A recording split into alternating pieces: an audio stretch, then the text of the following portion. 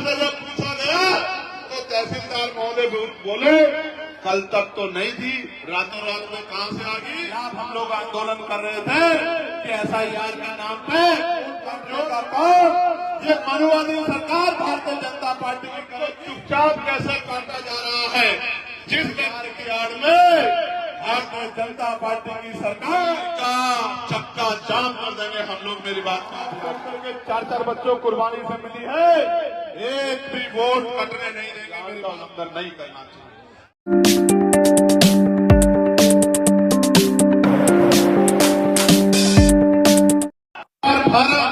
आपत्तियां दर्ज कराकर तहसीलदार के कार्यालय में रात चुपचाप भेजी गई।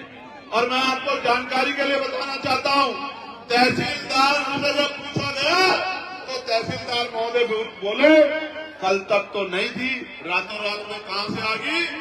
एक ही नाम से 100 आपत्तियां, एक बूथ में 100 वोट काटने की तैयारी, यही ऐसे SIR है जिसके खिलाफ हम लोग आंदोलन कर रहे थे कि SIR के नाम पे कमजोर वर्गों के वोट काटने का काम ये मनुवादी सरकार भारतीय जनता पार्टी की करेगी। और इस सरकार को अगर ये हमारे वोटों को छीनने का काम करेगी, सरकार को सबक सिखाने का काम करेगी। प्यारे साथियों, आप महसूस करो, मैंने आपको बताया कि वोट के अधिकार से आपको क्या मिला है, लेकिन आप महसूस करो कि आपके वोट को चुपचाप जिस व्यक्ति के नाम से आपत्ति दर्ज की गई, आपको जानना जज होगा कि जब उस व्यक्ति को बुलाया गया तो उसने कहा कि भाई मैंने तो कोई फार्म ही नहीं भरा, मेरे साइन भी नकली है, मेरी पासबुक से मिलवा लो, मेरे और डॉक्यूमेंट से मिलवा लो, मेरे आधार कार्ड से मिलवा लो, मेरे साइन ही नहीं है। इसका मतलब SIR की आड़ में भारतीय जनता पार्टी की सरकार अपने वोट विरोधी वोटों को, जिनमें दलित, पिछड़े, मुसलमान, आदिवासी वोटर हैं, ईसाई भाई हैं, उनके वोटों को काटने का काम कर रही है। मैं चैलेंज करके कहना चाहता हूं मुख्यमंत्री जी ने, प्रधानमंत्री जी से, वो दिन चले गए कमजोर वर्गों के लोगों पर जुल्म होता था, उनके अधिकार छीनते थे, वो चुपचाप देखते थे। अगर यह न्यायपूर्ण प्रक्रिया रोकी नहीं गई तो दिल्ली का चक्का जाम कर देंगे हम लोग। मेरी बात को गलतफहमी में मत लेना, गलतफहमी में मत लेना। सरकार के लोगों, कभी गलतफहमी में हो, गलतफहमी दूर कर लो। ये वोट मांगने से नहीं मिली, बाबा साहब अम्बेडकर के 4-4 बच्चों कुर्बानी से मिली है, एक भी वोट कटने नहीं देंगे। मेरी बात को याद रखना। और जो अधिकारी सम्मिलित होगा, राजकाज बदलेगा, और बिना राजकाज बदले भी जो अधिकारी सम्मिलित होगा, उसके दफ्तर के बाहर ऐसे धरना देने का काम करेंगे, उसको बताने का काम करेंगे कि आपको संविधान का उल्लंघन नहीं करना चाहिए। प्यारे साथियों, वोट आपका संवैधानिक अधिकार है, ये आपसे कोई नहीं छीन सकता है। इसलिए कह रहा हूं नौजवानों को, जो नौजवान बहुत नारे लगाते हैं, उनको जाके अपने वोट की रक्षा करनी है, माँ बहनों के वोट की रक्षा करनी है, अपने अड़ोसी पड़ोसी की वोट की रक्षा करनी है, अपने क्षेत्र की वोट की रक्षा करनी है। अगर वोट की रक्षा नहीं करोगे तो चुनाव वाले दिन, जिस दिन वोट पड़ेंगे, वोट डालने जाओगे और आप पे वोट ही नहीं होगा, तो कैसे चंद्रशेखर को, आजाद समाज पार्टी को, कैसे भीम आर्मी को, कैसे गरीबों, मजदूरों, दलितों, पिछड़ों, मुसलमानों, आदिवासियों को कैसे ताकत दोगे? कैसे अपनी गरीबी, बेबसी, लाचारी, बीमारी और तमाम तरह की जो टैक्सेज आपके ऊपर थोपे गए, इनको कैसे खत्म करोगे? कैसे अपनी बच्चियों की रक्षा करोगे? कैसे अपने बच्चों की रक्षा करोगे? कैसे अपनी जमीनों की रक्षा करोगे? कैसे अपने हक अधिकारों की रक्षा करोगे? क्योंकि 5 साल में एक ही बार मौका मिलता है, जब अपने ऊपर हुए जुल्मों का हिसाब करने के लिए आपको बटन दबाना होता है। अगर बटन दबाओगे कोई और, तो वही मिलेगा जो मिलता आया है, और बटन दबाओगे आजाद समाज पार्टी का, तो क्या मिलेगा पता है? नहीं पता है? मैं बताता हूं क्या मिलेगा।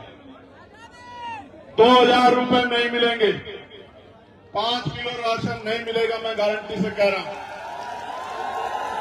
सुनना एक बार, 5 किलो राशन नहीं मिलेगा, 2000 रुपए नहीं मिलेंगे, लेकिन आपके बच्चों को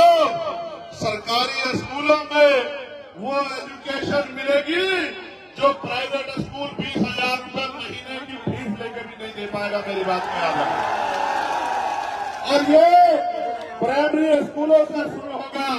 बुनियाद मजबूत करेंगे, ऐसी शिक्षा व्यवस्था लागू करेंगे कि बड़े बड़े धन्ना सेठ भी सरकारी स्कूलों में अपने बच्चों का एडमिशन कराते फिरेंगे। मेरी बात को आप याद रखें। प्यारे साथियों, एजुकेशन सिस्टम अच्छा करेंगे और इतना मजबूत बनाएंगे आपकी आने वाली नस्लों को। और जो आज आपकी नस्लें हैं कि वो 2,000 रुपए नहीं मांगेगी, वो 50,000 रुपए का रोजगार करके आपके आंसू पूछने का काम करेगी, आपके गरीबों को ठगने का काम करेगी, आपके सपने पूरा करने का काम करेगी। प्यारे साथियों, क्या बदलेगा बटन दबाने से? बटन दबाने से बदलेगा कि आपको अच्छा इलाज मिलेगा बिना बहुत पैसा चुकाए। मैंने अपने पिताजी को खो दिया था पैसे की कमी के कारण। दर्द लेके घूम रहा हूं। आप और मैं एक हैं, एक जैसे परिवारों से आते हैं। मेरे पास पॉलिटिकल पावर होती उस समय, मेरे पास पैसा होता तो आज मेरे पिताजी घर में बैठ के मेरे इस कार्यक्रम को देख रहे होते और अपने दिल से मुझे आशीर्वाद दुआ दे रहे होते। लेकिन इस बड़े सिस्टम ने, इस लूटमारी ने एक बेटे से उनके हीरो को, उनके पिता को छीन लिया। उसी दिन हमने तय किया था कि जब राजकाज बनेगा ऐसा हेल्थ सिस्टम लागू करेंगे, बड़ी से बड़ी बीमारियां, तमाम टेस्ट, तमाम रिपोर्टें, तमाम इलाज इतने कम पैसे में होगा कि किसी गरीब को अपनी जमीन गिरवी नहीं रखनी पड़ेगी। किसी गरीब को अपने बहन मां को अपने जेवर नहीं गिरवी रखनी पड़ेंगे। किसी बहन बेटी को कर्ज नहीं मांगना पड़ेगा। इस कर्ज को उतारने में 10 साल उनके सर के बाल नहीं उड़ेंगे, उनके चप्पलें नहीं घिसेंगी। मैं वचन देके आपसे कह रहा हूं। चंद्रशेखर आजाद व्यक्तिगत रूप से और आजाद समाज पार्टी संपूर्ण रूप से ऐसी व्यवस्था लागू करेंगे कि अस्पतालों में, प्राइवेट अस्पतालों में लाखों रुपए में ऐसा इलाज नहीं मिलेगा जैसा सरकारी अस्पतालों में करके देंगे। मेरी बात को आप याद रखना। प्यारे साथियों, क्या मिलेगा? प्यारे साथियों, बटन दबाने से मिलेगा। अभी गुजरात में 2 दिन पहले एक दलित समाज का दूल्हा बारात निकाल रहा था, घोड़ी पे तलवारों से हमला करके मारा पीटा।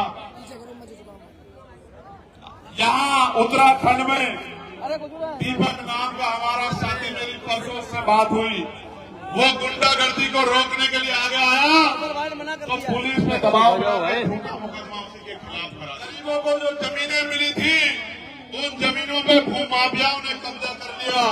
कब साड़ में आपकी बच्ची को दरिंदे उठा ले गए, उसकी बहादुर शेरनी माँ ने रोकने का काम किया तो फरसे से उसको काट कर मार दिया। सोनू कश्यप मेरे भाई को, सोनू कश्यप को जिंदा जला दिया, चंद पैसों के लिए जिंदा जला दिया। और जब मैं मिलने गया पुलिस की बाड़ लगा के मुझे रोकने का काम किया। अगर बांग्लादेश में एक दलित की जान जाती है तो सब रोते हैं। मुझे तो तकलीफ होती है, मैं रोता हूं। मैं तो सरकार से आवाज उठा कहता हूं कि न्याय दिलाओ, लेकिन जब यहाँ दलितों, पिछड़ों, आदिवासियों का दमन होता है तो कोई नहीं बोलता। एनसीआरबी का डाटा कहता है कि लाखों महिलाओं से रेप हत्या होती है। किसकी मां है वो, किसकी बहनें हैं?